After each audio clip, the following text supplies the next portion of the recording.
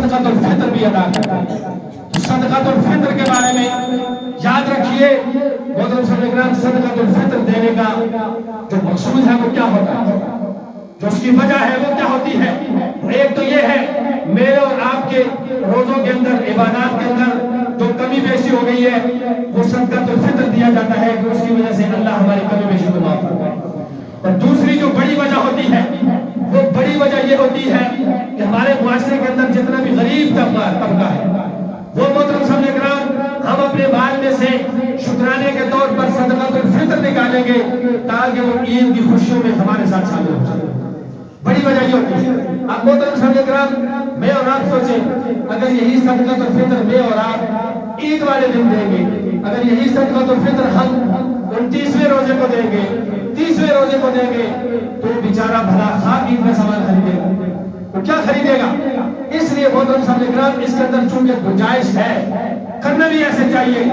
اول رمضان المبارک شروع ہو جائے، آپ اپنا حساب و کتاب لگائیں اور جو آپ نے صدقۃ الفطر دینا ہے آپ اس کو بھی ادا کریں، چونکہ دینا تو ہے، ایک چیز ہم نے دینی ہے، اس لیے محترم سامعین کرام صدقۃ الفطر کو پہلے سے ادا کریں۔ اور صدقۃ الفطر کو، اور صدقۃ الفطر کے اندر ایک اور بڑی بات محترم سامعین کرام، ہم نے چونکہ ایک رواج بنا لیا ہے کہ ہم صدقۃ الفطر دیں گے گندم کے اعتبار سے۔ ذرا آپ ہماری دنیاوی زندگی کو دیکھیں، دنیا کے معاملات جہاں پر ہوتے ہیں، ہماری شادی، ہمارے دنیا کے معاملات، ہماری غمی، محترم سامعین کرام ہم لاکھوں روپے بلا جھجک اس پہ خرچ کر دیتے ہیں، لیکن جب باری آتی ہے نا صدقۃ الفطر دینے کی، سب سے کم درجہ جو گندم کا ہے اس کے اعتبار سے صدقۃ الفطر دیتے ہیں۔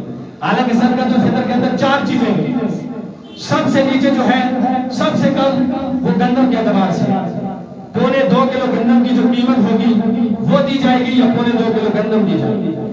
دوسری چیز جو کے اعتبار سے 3.5 کلو جو کی جو قیمت ہے وہ دی جائے گی یا 3.5 کلو جو دی جائے گی۔ اس سے اوپر کھجور ہے، 3.5 کلو کھجور اس کی جو قیمت ہے وہ دی جائے گی یا 3.5 کلو کھجور دی جائے گی۔ اس سے اوپر ہے کشمش، 3.5 کلو کشمش یا اس کی قیمت۔ اب محترم سامعین کرام ان میں سے جو سب سے کم درجہ ہے وہ گندم کا ہے۔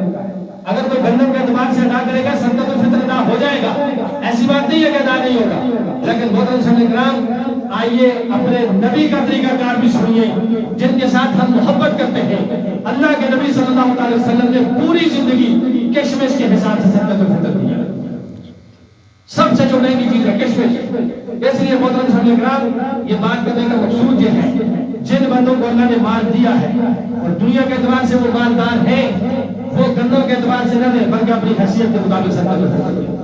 جو سب سے کم ہے عام آدمی ہے وہ گندم کے اعتبار سے دے، اس سے اوپر اللہ نے جس کو تھوڑا مال دیا ہے وہ جو کے اعتبار سے دے، اس سے اوپر اللہ نے کسی کو تھوڑا مال دیا ہے وہ کھجور کے اعتبار سے دے، اس سے اوپر اللہ نے جس کو مال دیا ہے تو پھر وہ کشمش کے حساب سے دے۔ اس لیے محترم سامعین کرام ایک تو صدقۃ الفطر اپنی استطاعت کے مطابق دینا چاہیے، جتنا اللہ نے دنیا کے اعتبار سے آپ کو نوازا ہے اسی اعتبار سے آپ صدقۃ الفطر ادا کریں۔ اور دوسرا یہ ہے کہ جتنا جلدی ہو سکے آپ صدقۃ الفطر ادا کریں تاکہ محترم سامعین کرام یہ جن غریب لوگوں کو ہم صدقۃ الفطر دیں گے تاکہ وہ صحیح طرح سے عید کی خوشیوں میں ہمارے ساتھ شامل ہو سکیں۔ اللہ تبارک و تعالیٰ کی بارگاہ سے دعا ہے اللہ تبارک و تعالیٰ مجھے اور آپ کو رمضان کے فضائل اور برکات کو حاصل کرنے کی اور اللہ تبارک و تعالیٰ اس کے اندر مجھے اور آپ کو اپنی مغفرت کروانے کی توفیق عطا فرمائے۔ آخر دعوانا الحمدللہ رب العالمین۔